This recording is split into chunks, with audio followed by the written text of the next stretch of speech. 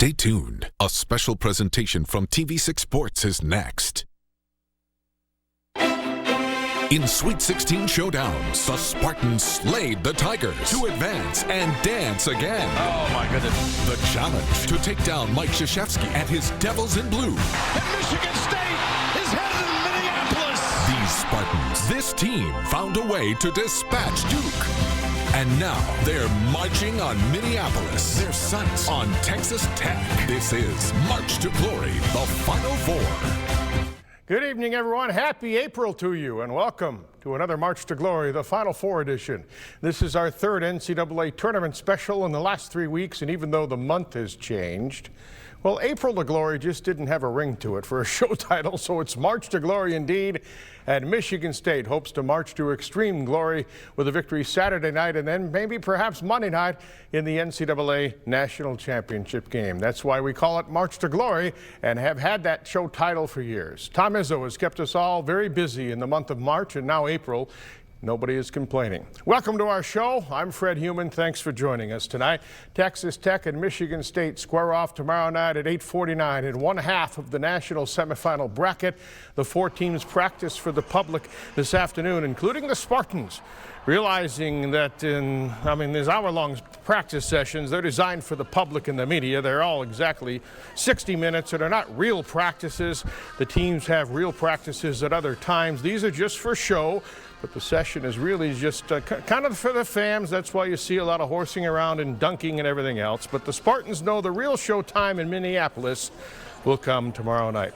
This is the time in the show when I like to dig through our extensive archives and show you past games between the Spartans and their next opponent. Nothing doing in this case. Believe it or not, MSU and Texas Tech have never played each other in history. Not in basketball. That's for the tournament or the regular season. We will frequently go out live to Minneapolis during this hour-long program. Our first visit there is with Audrey Dahlgren, who joins us now from outside the U.S. Bank Stadium.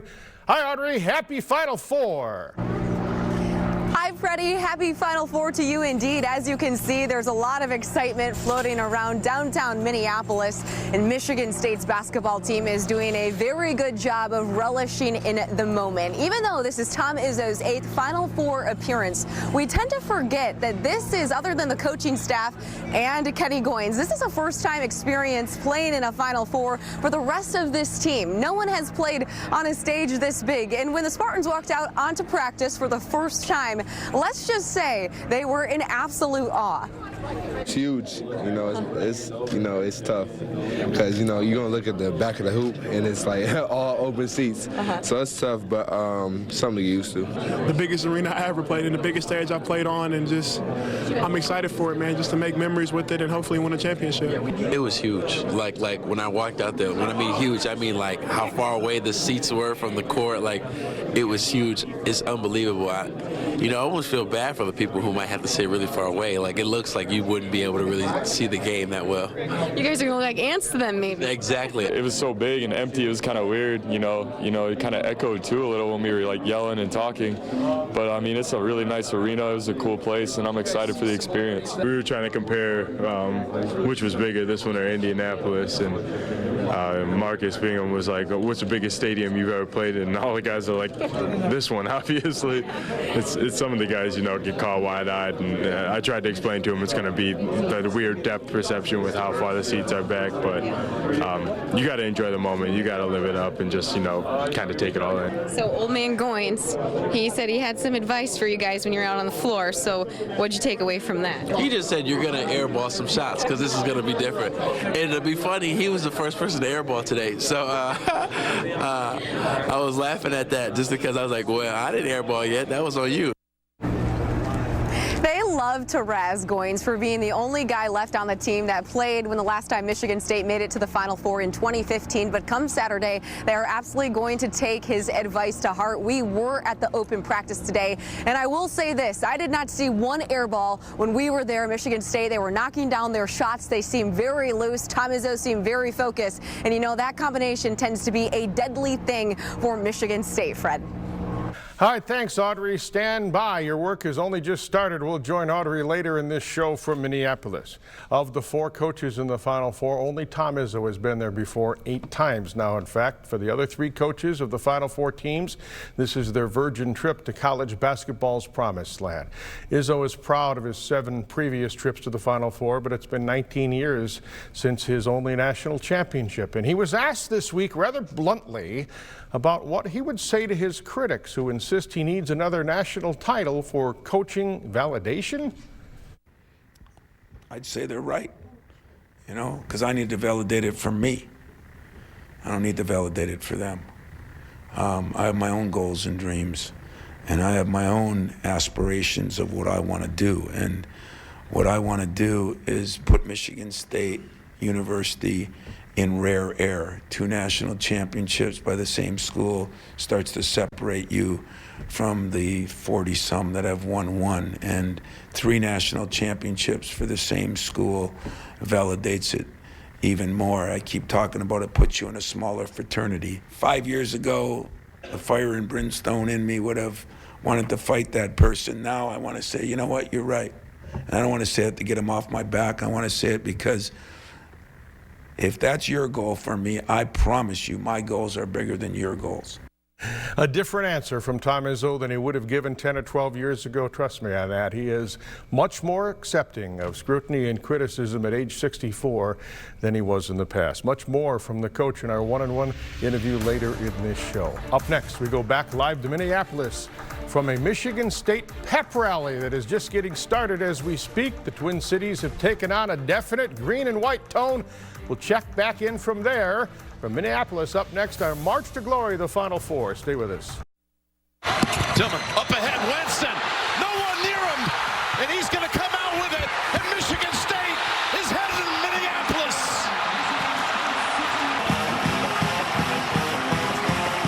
I tell you, Tom Izzo's won so many big games in his career, including a championship.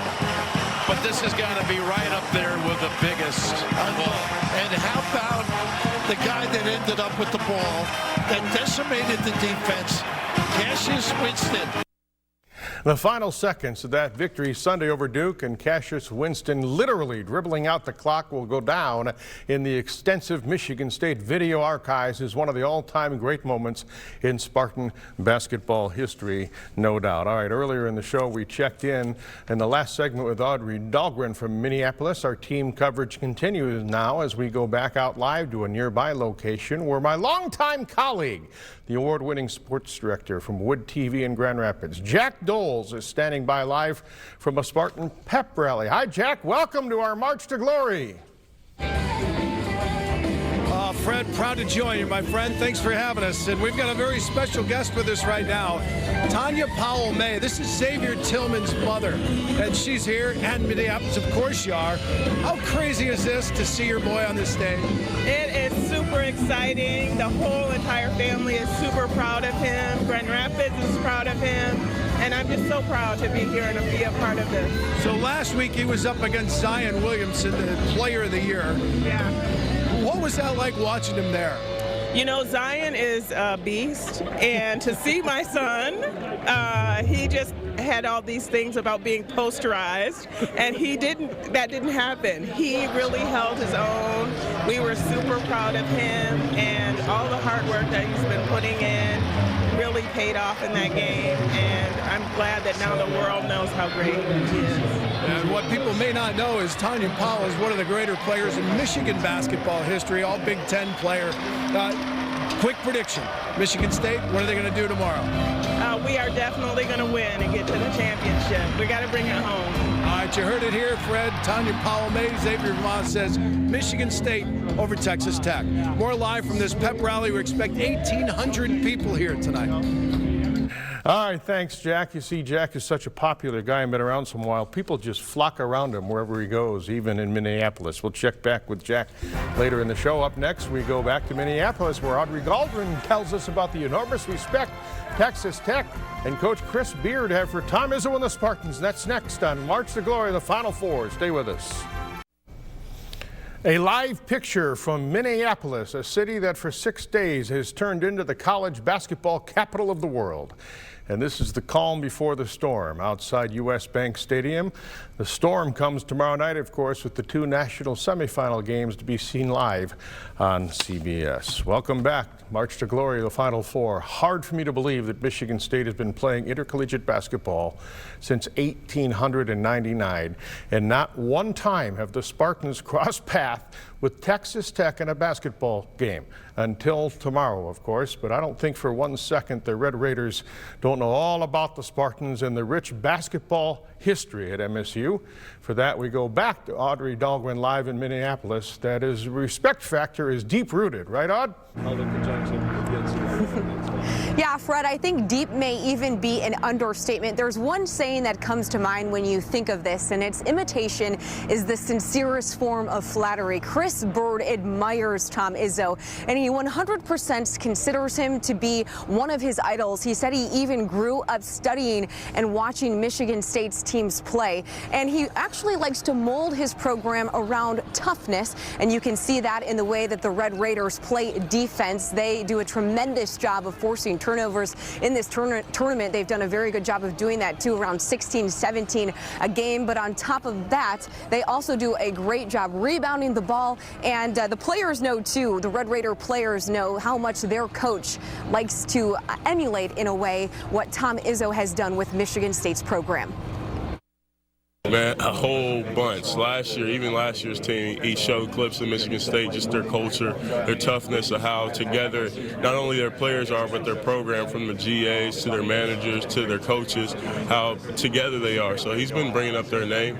It's kind of funny that we actually play them because we like to model a lot of what we do after them. Coach Beard talks about Coach Izzo throughout the year, and he talks about Michigan State, their toughness, their rebounding. And, you know, it's kind of ironic that now we're playing him. To me, he's everything I've always kind of wanted to be. He's a player's coach. Do you see the hugs and the embraces and how he talks about his guys and gets emotional, and these guys like Magic come back and stuff? I mean, he's a player's coach. I don't know Coach Izzo like that, but there's no doubt about it. But then you say he coaches his guys hard. He's on them. He holds them accountable. How do both things happen? I mean, it's trust. It's real relationships, and I would like to think that that's what we're building at Texas Tech. Kenny, what do you think when you hear that Chris Beard says that he uses, Tom Izzo rebounding or Michigan State toughness when he talks to his Texas Tech team? You can definitely see it, especially the way they play. They play a lot like how you see teams from our past have played, and we're just ready for a dogfight because that's what when two teams match up like that, it's going to be ugly sometimes. They're a great defensive team, and for them to say that that's a kind of an honor. Chris Beard has done a great job with them. They have great players in Jarrett Culver and Matt Moody, and they've just been doing a good job all year, and we're a good defensive team too, though.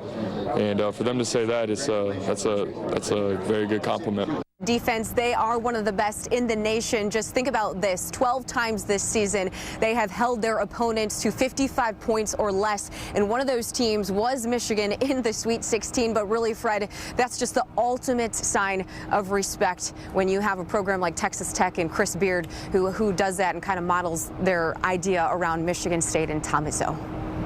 All right, thanks, Audrey. It's scary to see how Texas Tech manhandled Michigan in the tournament, at least defensively. We'll see how the Spartans do. Tom Izzo said yesterday he's getting to know Texas Tech coach Chris Bird a little better. Beard at the Final Four. Not that they go out to dinner together or anything, but he admires what Beard has done at that school in just 3 seasons. Hey, what's a Final Four without a little magic? Coming up next on March to Glory, a chat with the man who took MSU to its first national title 40 years ago. The Magic Man, Irvin Johnson, weighs in on the current Spartans and what this run to the Final Four says for college basketball. That's up next. Stay with us. It's been unbelievable how he's been able to do it. And I call him the CEO of the Michigan State Spartans because he's run this in such a way that it's the Google, it's the Apple, it's the United Shore Mortgage, and it's those kind of companies that have, I think, emulated him. How can he yell at a kid in his face and question his manhood and have that kid say 2 hours later, I love the guy? Because of relationship, because of the trust. It's no different than me talking to my son, and reprimanding him for something. And then he comes back, an hour later and give me a hug and say, Daddy, I'm sorry. And that comes from relationship, touch points, and making sure that these kids know, these student athletes know, I'm not just yelling at you. There's a purpose to this. There's purpose to get you better in basketball and in life. David Thomas knows the Izzo way. He works for him now as his DOBO, that's Director of Basketball Operations. And as a player, he played on Izzo's first 3 Final Four teams, including his last national championship team in 2000, 19 years ago now. Wow. Speaking of former Spartans, there is no more notable one than Irvin Johnson. He, of course, led Michigan State to its first national championship 40 years ago. Magic will be at the Final Four, and he was in Washington, D.C. last weekend to see his alma mater beat Duke, after which he talked as well about the Izzo Magic. I thought all along, and I told people before the season started, this was going to be the Spartans' year. Unfortunately, Josh got hurt. We didn't know what was going to happen, but every single guy stepped up. We had freshmen step up. We got the Big Ten Player of the Year. He's been amazing. These guys are on a mission, you know, and they play so well together, but they're coached so well, too. So, Coach Izzo, hats off. We love that we have him. Spartan Nation, these fans should be happy. I think it was great for college basketball, too. That's the real winner here. College basketball is the real winner for the fans all over the country. Tom is a guy who's going to develop. That's who he is. He wants hard-nosed, tough-nosed guys, and he wants mentally tough guys. And you saw a team full of them, you know. And so college basketball won today because now that might encourage some guys who are not ready to turn pro, saying, okay, wow, I can stay in and still make it to the NBA. It's okay. Because right now, everything's in fashion, one and done. And Tom Izzo talked eloquently this week about Magic's talk to the team Sunday, telling them 1979 was our time. This has got to be your time, and you got to go for it and form your own legacy. What the Spartans will be trying to do, of course, tomorrow night and Monday night. You know, Cassius Winston has been providing the magic for this Spartan team during the tournament run. He was recruited by MSU out of Detroit Jesuit High School. In fact, played his final 2 high school games at the Breslin Center, leading UD Jesuit to a state championship 4 years ago. Shortly after he announced his commitment to the Spartans, Tom Izzo was at his high school and talked about the factors then that attracted MSU to Cassius. We love Cassius right from day one because what he is, he's a point guard that can pass the ball and still score the ball, and there's not many of those left. We think he's going to be dynamite, you know. We think with our running game and the way he can pass the ball and make plays, you know, he just has a knack. I mean, he's a born passer, and there's not many of those around. You know, he's a guy from our state, which is important to me. He's a guy that is does it academically and athletically and socially. He's got a great family. We just love the whole process with him and feel fortunate to get him, but excited to get him. And I'd say getting Winston was a pretty good call. He now has Izzo in his 8th Final Four. What a nice, polite young man he is, too. All right, coming up next, back to Minneapolis and that Spartan pep rally. It's filling up. They're crowding around Jack Doles again. He's up next on March to Glory, Final Four edition. Stay with us. In Minneapolis, Spartan fans have taken over the streets of Minnie with an East Lansing pep rally. And by the way, East Lansing has had a bit of a bad reputation about past championship celebrations. So Tom Izzo used his platform Sunday night, early Monday morning, had a Breslin Center reception for the team to encourage Spartan fans to celebrate with class if there is a celebration to be had, telling them we need to show the country that we know how to celebrate the right way. Even going as far at one point to say to the fans, you want to burn a couch? Come over to my house and we can burn the couch, suggesting not to do it in the streets of East Lansing. No couch burning in Minneapolis right now. We go back to my colleague, sports director at Wood TV in Grand Rapids, Jack Doles, with more from that rally. Hi again, Jack. Hey, Fred, it's starting to pick up here, the huge throng of Michigan State fans. And one of the special people here tonight. Matt Stegginga, his former Spartan great, along with his daughter Colette. Matt, how surprised are you that this is a Final Four team? A little surprised, but I think, being the Big Ten favorites coming into the year, I'm not surprised going back that far. But as of recent times, a little bit given all the injuries. But what perseverance and the way we were playing, even though we lost Indiana, we were still playing well. When you got a guy like Cassius Winston, you can be in anything. Yeah, but I'm guessing you would have put more money on last year's team making a deep run than this year's team. These guys, they're one-and-done guys go, and now they do. What is it about the bond of this team? Somebody asked me if I saw something this year that really turned the tide, and I really go back to last year, the game we had at Northwestern when we were down 27 points in the first half, and we made a comeback, and it was the Big Ten's biggest turnaround ever. That was led by Cassius Winston, and he was phenomenal. And ever since that moment, I've never thought we couldn't come back from anything. And I think the team believes that as well. All right, so Colette, real quick, show us that Cassius Winston headband. How about Go that? green. Go green. Go white. She's a little shy, but Fred, this place is going to be going crazy. About 8 o'clock tonight, your time. Tom Izzo and the team will jump on stage. But more from this pep rally coming up a little later in the show. All right, Jack, thanks. I was hoping you'd ask about that headband because I was going to go there next if you didn't. We're going to go back to Jack once more when our March to Glory show continues. In fact, when Jack comes back, he'll share a conversation with another guy from Grand Rapids like Matt Stegginga is. A freshman from there who isn't playing much, but man, is he gaining on-the-job experience. That's next on March to Glory, the Final Four. Stay with us.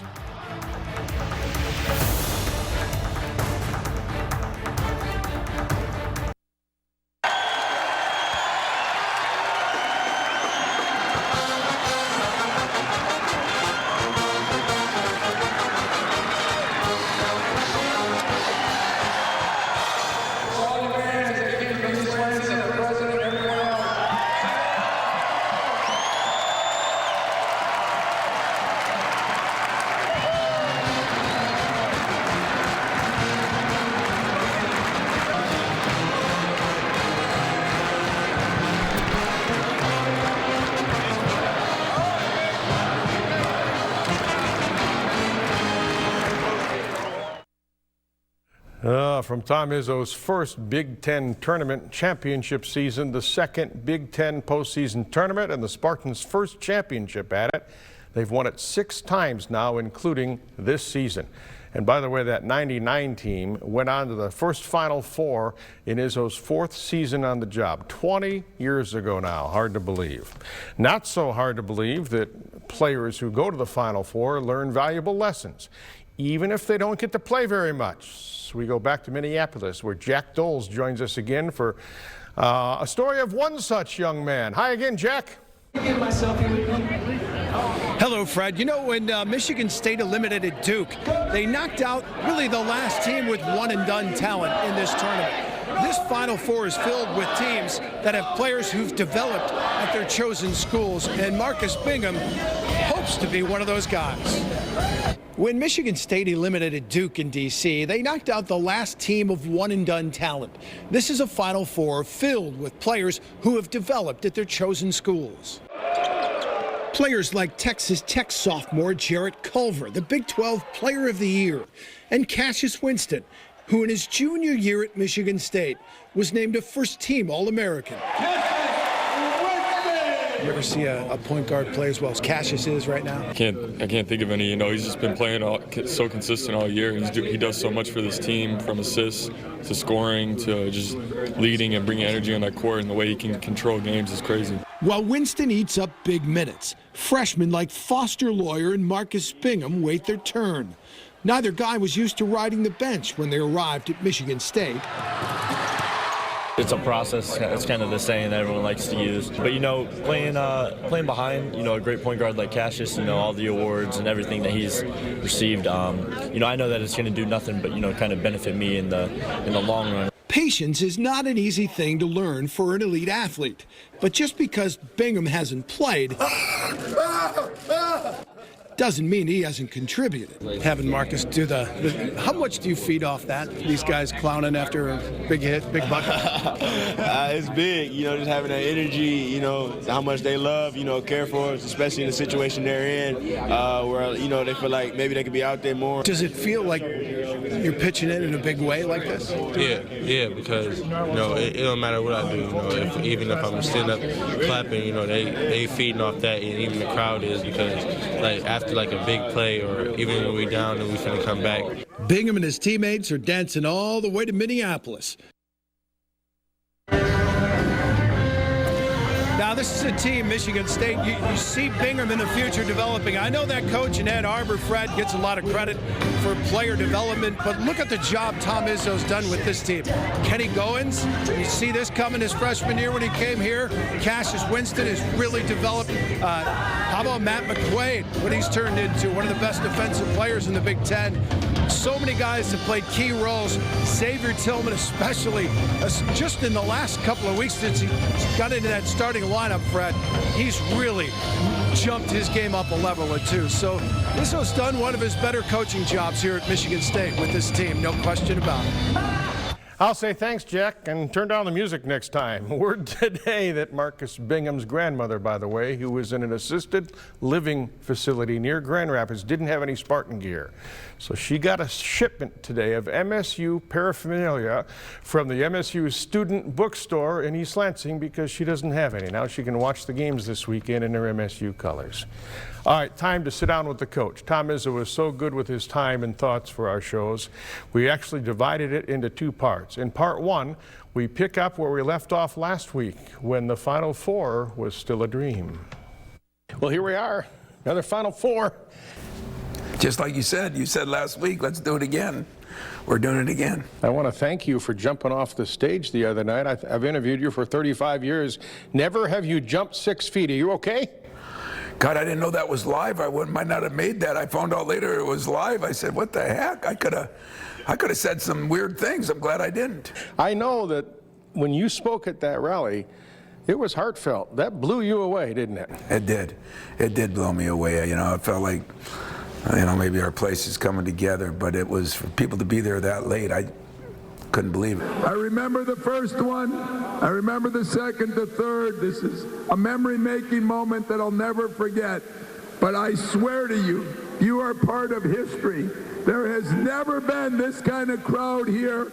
I salute and thank every single one of you. I appreciate every single one of you. Give a lot of people credit from our, people over in across the street to the people here in Breslin, to the police officers that had to do so much that night. It was awesome. You didn't expect that, did you? No. I mean, we've had some rallies, and most of the time they were a little earlier and a little less people, but what I saw that night was unbelievable. And he's going to come out with it, and Michigan State is headed to Minneapolis. And Tom Izzo's won so many big games in his career, including a championship. But this has got to be right up there with the biggest. When that game against Duke ended, David Thomas was hugging you, and you couldn't even smile. You were crying. What were the tears about? It's been a lot of things in the last couple of years, but I think, when you're 1-11 against somebody, and it's not like we should have beat them all those times. I mean, we were probably underdog all but one maybe, but I just think that it was a combination of things. Number one, the players have been through so much and they handled it so well, and I was just happy to get back to a Final Four. It's great when you get to look behind you and there's Mateen and Magic and Charlie and all the other guys and so many guys that were there. And then you see the guys on the floor and you realize it's, when Irvin talked to our guys in the morning, he said, it's been 40 years. And when I think about it, I've been here 35, but more importantly, that was the first Final Four I ever went to, right out of college, was Irvin's. And number two is, it still meant so much to him 40 years later. It's what I tell my guys all the time. It's a memory that'll last a lifetime. His does too. You've been here 35, going on 36 years. That's more than half your life, Tom. Yeah, I felt like I've given this place a lot, but I think this place has given me a lot. Not only this place, this community, everybody. So, Chet always says a good deal is a good deal for both sides. It's a two-way street. I know that they've been a good deal for me, and I think I've been a pretty good deal for them. Let me think about that. Over 600 victories in 24 years, 53 NCAA tournament wins, 8 Final Fours. I'd say most people would agree that Izzo being here is a pretty good deal for Michigan State. When we come back, part 2 of my conversation with the coach, we cover everything from trying to knock off this Texas Tech team and get to Monday night to his downtime in the summer, riding a bulldozer in Grand Haven. You got to hear about this. It's up next in part 2 with the coach on March to Glory, the Final Four. Stay with us.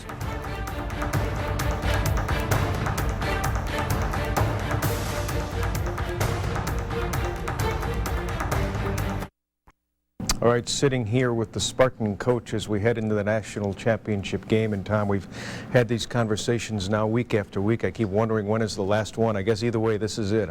Share with me your emotions. Well, that is an emotional time when I think of the seniors on this team, what they've done for us. And now I know this is the last game. So it makes it a little bit tough, but what a way to go out, you know, to have a chance to play for a national championship and to have a chance to fulfill a lifelong dream. One shining moment.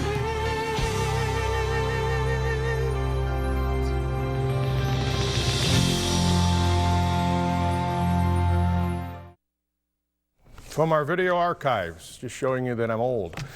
My first sit down at a Final Four with Tom Izzo the night before the national championship game in 2000, 19 years ago.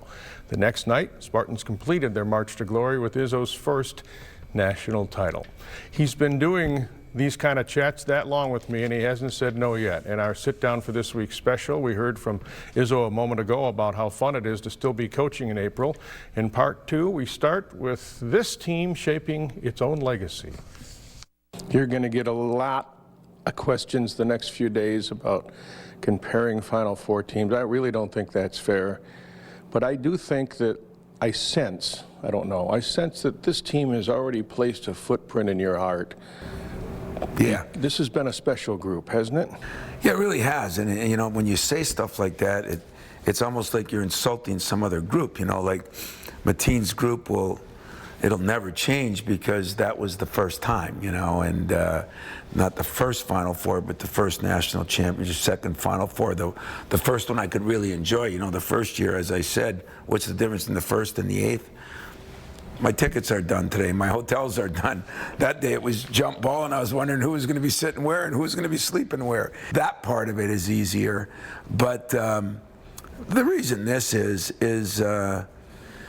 you know, it's not as talented of a team. I mean, that's not an insult. There's not as much talent as some of the teams have had as far as raw talent.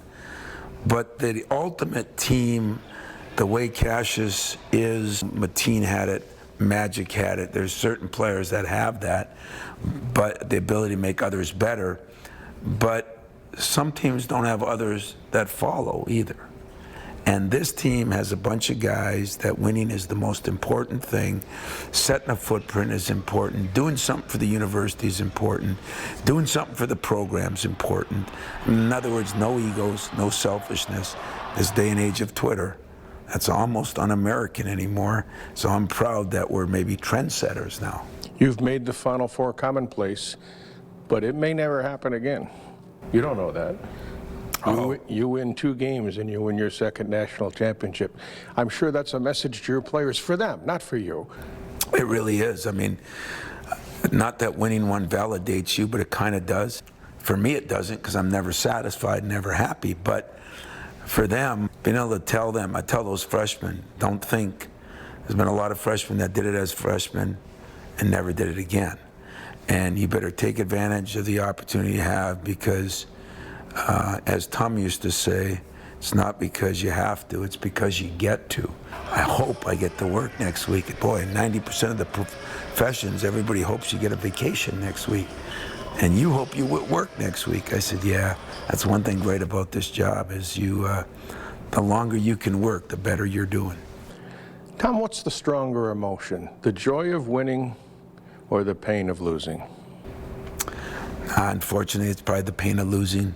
And maybe that's just me. I doubt it, though. I think to anybody, you know, a loss hurts more than a win you enjoy. Now, if you win the last game of the year, then you get to enjoy it for a long time, and that's pretty awesome. You know, once you lose any time during this one-and-done period, think about it now, Fred, it's been beginning of February, and if we lost any game, we're out of the Big Ten race. If we lost any game in the Big Ten tournament, we're out of that race. And if you lose once in this, you're out of this race. So that one-and-done has been really going on for 2 months, not 1 month. And I think that's helped this team. They've, you know, I feel the pressure, but I'm not sure they do. And that's a good thing. You told me once last summer you were going out to drive your bulldozer to plow dirt. Do you really do that? I do. It's awesome, you know, because you got to have a permit to do that, though. I want you to know that. Make sure everybody knows I got my permit. But you run a bulldozer? Yeah, pretty good, huh? Put down carpeting, too. I'm a kind of a jack-of-all-trades guy. Fix your shoes if you need those done, and maybe coach a little basketball. Everybody has different things they enjoy, you know, and I enjoy something that I really never did. I learned how to do it, you know, later on in life, and you know, I'm not sure they'd want me fixing the roads, but I'm decent. I'm decent. It's therapy for you, huh? Oh, it is therapy. I mean, you know, pushing that big machine that is so powerful, can move a house, and moving a little dirt, and kind of starting out with a mound, or starting out with some gullies, and making it nice and smooth. It's like building a team, you know. You see when it's done, what's been accomplished, you know, and I like stuff that you can see the accomplishment when it's done. It's like building a team. Only you would say that. The dirt can wait for a little bit, and maybe if you win 2 more games, we can talk about a parade next week, huh? Now that would be, I thought we were going to say, God, this is the last chance we'll get, but I promise you this, if we can get to a parade, we will definitely have another one of these sessions. It will be awesome, and we got a lot of work to do, Fred. This team is good, and they are, we would have to run into this, but they are one of the best defensive teams I've ever seen. They have length, they have speed, they have quickness. But I guess I'm done feeling sorry for our injuries or this or that. We're pretty damn good, too. We've got to play good, though. The one thing that I've stressed to my team since that meeting in February or whenever it was when Nick went down is our margin for error keeps shrinking. If you understand that, you can play within it. You just don't make as many errors. You don't have as many my bads. You know, we can't tolerate things that on normal teams you can't. We can't make a couple of goofy fouls. You know, live with it. That's the way it is. You know, there's worse things in the world. And this weekend, you know, we just got to play as hard as we can play, as long as we can play, as smart as we can play. And we've proven over time we'll find a way to score enough points. Can we defend? Can we rebound? Can we run? And can we play without fouling? Because that becomes very important with what we have left. Good luck and thanks again. Thanks, Fred. Coach is always so gracious with his time. We appreciate Tom for doing that. As I said, he's not declined a request in 20 years for this show. Puts a lid on our March to Glory show for now. Who knows? There may be another March to Glory show coming up Monday night if the Spartans can take care of business tomorrow night in Minneapolis. It was nice to have our friends at Wood TV in Grand Rapids join us tonight. We are simulcasting with them, and thanks for loaning us your talent. Not that guy, Sparty. Jack Doles, the sports director from Wood TV. I'm sure we'll keep he and Audrey busy Monday night if the Spartans can win tomorrow. All right, Sparty, you're all fired up. Thanks for looking in tonight, folks. Enjoy your Final Four weekend. Good night.